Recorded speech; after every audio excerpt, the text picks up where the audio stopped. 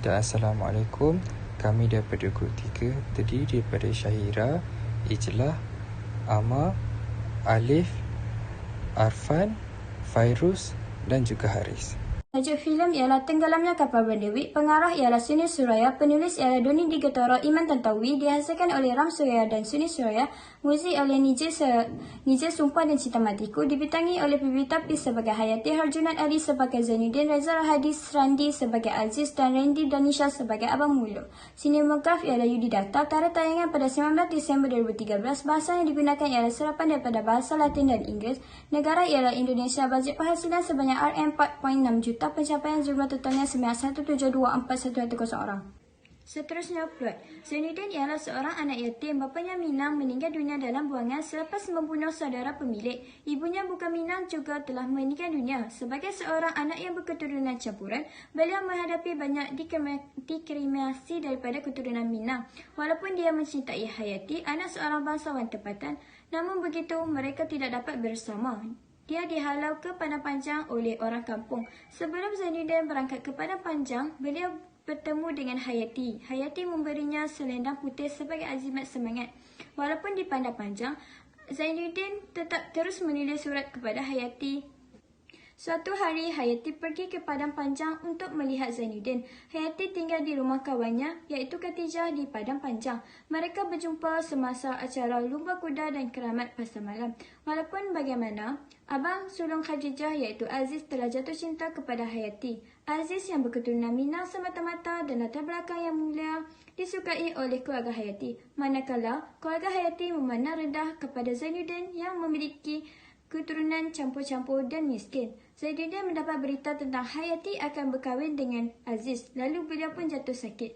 Setelah lama Zainuddin jatuh sakit, akhirnya Hayati menziarahi Zainuddin bersama dengan Aziz. Lalu Zainuddin menyadari kekasih hatinya Hayati sudah menikah dengan Aziz.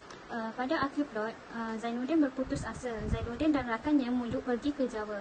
Pertama ke Batavia dan kemudian ke Surabaya, di mana Zainuddin mencuba menulis buku tentang cerita cintanya bersama Hayati.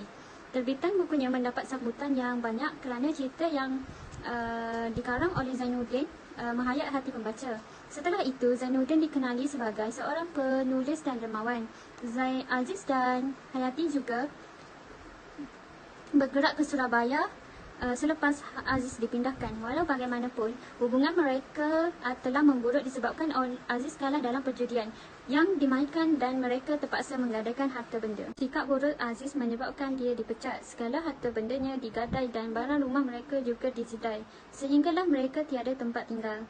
Selepas itu, Zainuddin membantu Hayati dan Aziz dengan membenarkan mereka menetap di rumahnya sebelum Aziz mendapatkan pekerjaan dan rumah untuk ditinggal. Dalam tempoh itu, Aziz berhijrah ke Bayuwangi untuk mendapatkan pekerjaan dan meninggalkan Hayati untuk Zainuddin.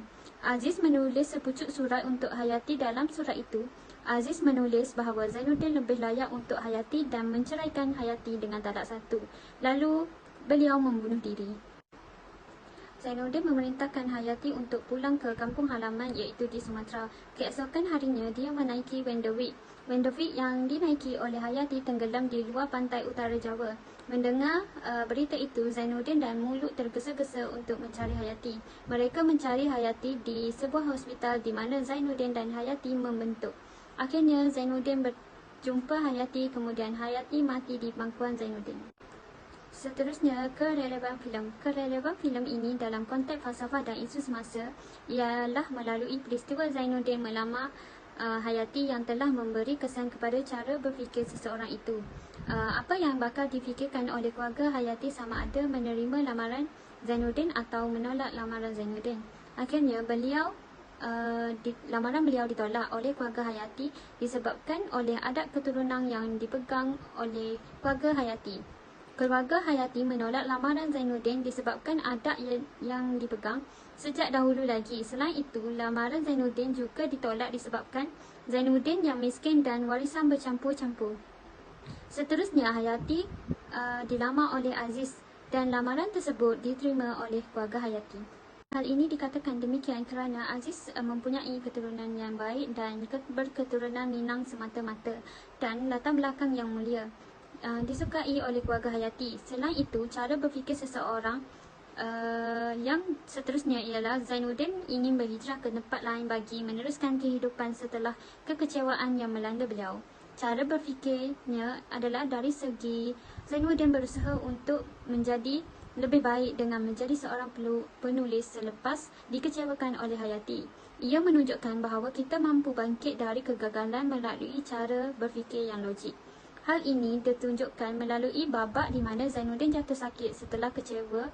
Beliau mengetahui bahawa Hayati kekasihnya ingin berkahwin dengan orang lain, akan tetapi beliau bangkit dengan cara berfikir tentang keadaan tersebut lalu berhijrah ke tempat lain dan berusaha untuk menjadi seorang penulis. Ia menunjukkan tentang cara berfikir Zainuddin dapat mengubah kehidupannya menjadi lebih baik. Setelah beliau berhijrah dan menjadi penulis terkenal, beliau juga mengubah kehidupannya menjadi lebih senang dan beliau dapat membantu orang yang memerlukan. Seperti para lelaki yang ingin berkahwin tetapi tidak mempunyai duit yang cukup untuk berkahwin, akan diberikan pinjaman olehnya. Hal ini juga kerana beliau tidak mahu orang lain merasakan kesakitan yang dirasai beliau. Mesej dan pengajaran. Terdapat banyak mesej yang nak disampaikan oleh pengarang dan pengajaran yang terdapat ini kerana pengarang dapat melihat apa yang terjadi di sekeliling beliau. Inilah apa yang terjadi dan yang diamalkan oleh masyarakat yang mempunyai adat yang perlu dituruti, namun begitu ada baik dan buruknya dalam adat yang diamalkan dan juga sifat-sifat yang ada di dalam diri manusia yang boleh kita ambil sebagai pengajaran.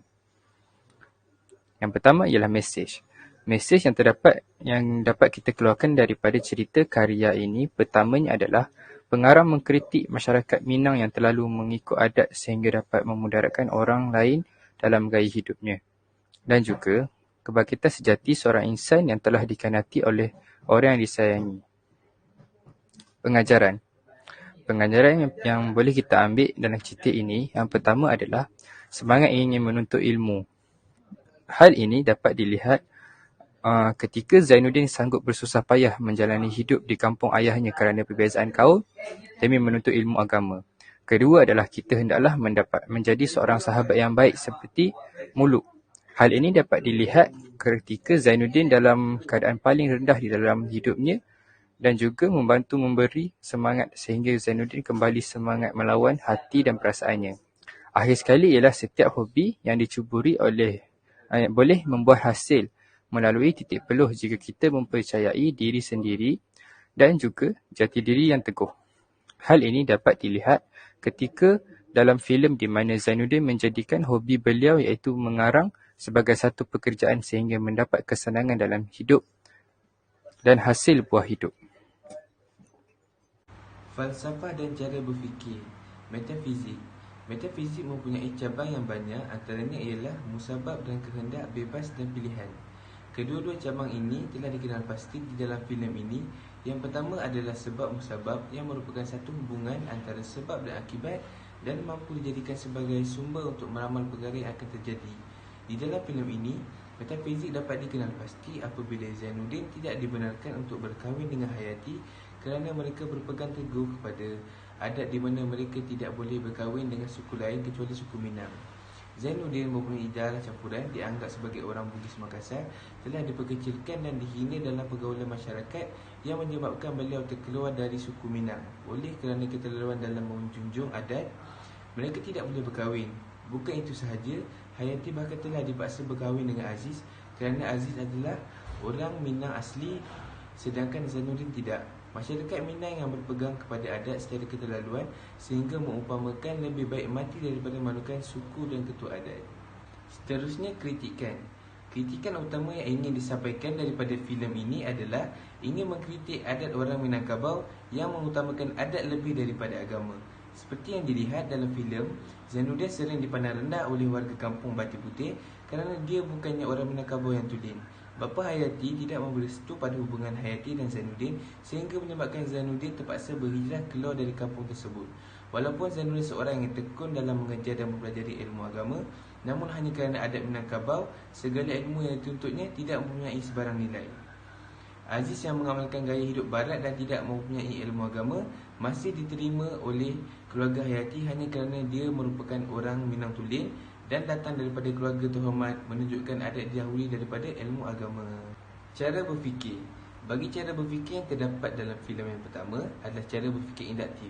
Cara berfikir induktif adalah apabila maklumat-maklumat khusus digunakan untuk membuat suatu kesimpulan yang bersifat umum. Di dalam filem ini, kaedah ini terbukti apabila Aziz tidak mahu meminta pertolongan daripada Zainuddin ketika dia jatuh miskin kerana menganggap semua orang kaya tidak akan membantu orang yang dalam kesusahan tanpa mendapat balasan. Namun begitu, kesimpulan yang Aziz buat ternyata salah setelah Zainuddin membantu memberi dana dalam bisnes Aziz. Aliran falsafah. Falsafah yang terdapat di dalam filem Tenggelamnya Kapal Mendewik yang dikaji ialah aliran falsafah realism. Aliran falsafah realism dibentangkan oleh Aristotle. Menerusi babak di dalam filem Tenggelamnya Kapal Mendewik, Zainuddin dilarang berkahwin dengan Hayati disebabkan beliau bukanlah dari suku Minang yang asli. Menurut adat dan budaya suku Minang, sekiranya orang Minang berkahwin dengan suku lain, ia akan menjatuhkan martabat dan ketua suku. Suku Minang merupakan sebuah suku yang amat mementingkan adat. Kisah ini adalah berdasarkan adat dan budaya kaum Minang yang asli. Dan saya akan menyambung pembentangan ini. Bab yang kosong berkaitan filem dengan konsep tersebut. Falsafah pendidikan kebangsaan iaitu FPK. Sebelum ini ia disebut sebagai falsafah pendidikan negara yang merupakan dasar pendidikan di negara Malaysia. Pendidikan di Malaysia ini bertujuan untuk mengembangkan dan melahirkan rakyat yang seimbang dari segi intelek, rohani, emosi dan jasmani. Ia juga dipanggil sebagai Jerry. Dapat dirujuk dalam filem bahawa Zainuddin mempunyai intelek dan emosi yang tinggi untuk membuat beliau menjadi seorang penulis yang masyhur. Hal ini dapat dikaitkan dengan Jerry yang dijadikan sebagai tujuan pendidikan di Malaysia. Saya akan menerangkan tentang perkaitan filem ini dengan rukun negara. Rukun negara merupakan ideologi kebangsaan negara yang bertujuan untuk membentuk perpaduan yang kukuh di dalam masyarakat Malaysia. Kepercayaan kepada Tuhan, kesetiaan kepada raja dan negara, keluhuran perlembagaan, kedaulatan undang-undang dan kesopanan dan kesusilaan adalah ikrar yang tidak asing lagi untuk didengar. Maka perkaitan filem ini dengan konsep rukun negara amatlah selari. Buktinya terdapat banyak falsafah yang berkaitan kepercayaan kepada Tuhan di dalam filem ini. Sebagai contoh, Zainuddin sentiasa bersungguh-sungguh mencari ilmu agama di Minangkabau walaupun kedatangannya tidak disambut dengan baik oleh masyarakat setempat di sana. Selain itu, di dalam filem ini kita dapat melihat keredaan Zainuddin pada Tuhan dalam setiap kesengsaraan dan cabaran yang dihadapinya sepanjang berada di Minangkabau. Sebagai contoh, beliau dihalau oleh ketua kampung di situ kerana tidak mempunyai darah keturunan orang Minang. Beliau juga terpaksa redha akan takdirnya dengan Hayati, iaitu kekasih hatinya yang telah menikahi dengan lelaki lain. Hal ini memperingatkan kita bahawa setiap apa yang kita lakukan hendaklah meletakkan kepercayaan kepada Tuhan dahulu. Seterusnya, kesetiaan pada raja dan negara boleh dikaitkan dengan beberapa peristiwa di dalam filem ini. Contohnya, orang-orang Minangkabau amatlah patuh dan taat akan adat orang Minang. Mereka tidak boleh berkahwin dengan orang luar seperti Bugis untuk menjaga maruah dan status bangsa mereka. Ini menunjukkan bahawa megahnya kesetiaan mereka terhadap tanah asal mereka. Akhir sekali, filem ini menunjukkan nilai-nilai positif seperti menghormati orang lain dan membantu mereka tidak kira bangsa dan agamanya. Ini boleh dikaitkan dengan rukun negara yang kelima, iaitu kesopanan dan kesusilaan. Sebagai contoh, di dalam filem ini kita dapat melihat Khadijah, iaitu rakan baik Hayati, tidak teragak-agak membantu Hayati menginap di rumahnya semasa di Padang Panjang. Walaupun status Hayati hanyalah orang kampung, selain itu Zainuddin dan Muluk tidak teragak-agak membantu Aziz dan Hayati semasa mereka jatuh kemiskinan dan sakit. Walaupun Aziz telah menghina dan merampas Hayati daripada beliau, Zainuddin masih memberikan tempat menginap dan masih memanggil Aziz sebagai rakan baiknya. Tidak hairan lagi masyarakat negara mempunyai perpaduan yang kukuh jika kesopanan dan kesusilaan ini dapat diterapkan dalam diri setiap masyarakat. Sekian, terima kasih. Bagi konsep sejahtera pula, ia perlu difahami oleh dalaman dan juga luaran. Hal ini menurut daripada Zulkifli 2019. Dari segi dalaman, ia pengurusan diri yang seimbang antara elemen Jerry, jasmani, emosi, rohani dan intelek. Dari segi luaran pula, ia melibatkan masyarakat, ekonomi, ekologi dan budaya. Dari segi dalaman, kita dapat kaitkan bahawa Zainuddin berusaha untuk mengubah dirinya menjadi lebih baik dengan menjadi seorang penulis selepas dikecewakan oleh seorang wanita. Tapi bagi segi luaran pula, terdapat dari budaya orang Minang yang mementingkan kemewahan untuk kehidupan anak mereka menyebabkan Zainuddin ditolak dan dipandang rendah oleh keluarga Hayati. Assalamualaikum. Nama saya Muhammad Saiki dan nombor handset saya E22A0019. Baiklah, saya akan mentangkan kesimpulan filem Tenggelamnya Kapal Van Dijk. Baiklah, sedikit sinopsis mengenai cerita atau filem tersebut. Baiklah, cerita ini mengisahkan tentang hero dan heroin, iaitu Zainuddin dan Hayati. Kisah percintaan mereka yang begitu tragis dan banyak yang saya dapat simpulkan daripada filem tersebut. Sebagai contoh, terdapat beberapa tokoh yang mewakili filem tersebut seperti Aziz, Zainuddin dan Hayati. Namun yang paling tersolah adalah tokoh Zainuddin dan Hayati itu sendiri, kerana mereka adalah watak utama dalam filem tersebut. Baiklah, representasi yang nyata dalam filem tersebut adalah multiculturalisme. Hamka telah membuat kerja yang baik dengan menunjukkan masyarakat yang berlainan dan pembawaan cerita yang berbeza. Selain itu, suku Minangkabau adalah sebuah masyarakat yang taat dan patuh pada budaya dan adat Asam. Ini dapat dilihat di dalam filem daripada segi pakaian, struktur rumah dan amalan seharian suku tersebut. Selain itu, yang kedua, saya dapat simpulkan, filem Jaya menunjukkan perbezaan dalam adanya campuran budaya barat yang jelas menampakkan perbezaannya dalam budaya tersebut. Namun perbezaan budaya ini menjadi daya tambah yang menarik tarikan bagi penonton, iaitu seperti ketika Aziz membawa Hayati menonton Lumba Kuda. Yang ketiga dan terakhir, saya simpulkan, iaitu dapat ditemukan bahawa terdapat pemahaman ilmu agama yang kurang dalam budaya tersebut. Tingkat pemahaman yang jelas terlihat kurang akan menjadi hambatan dan berdampak buruk bagi seseorang dalam ketika melakukan dan menjalani kehidupan seharian. Sekian, itu saja kesimpulan. Terima kasih. Itu saja daripada kami, Grup 3. Sekian, terima kasih.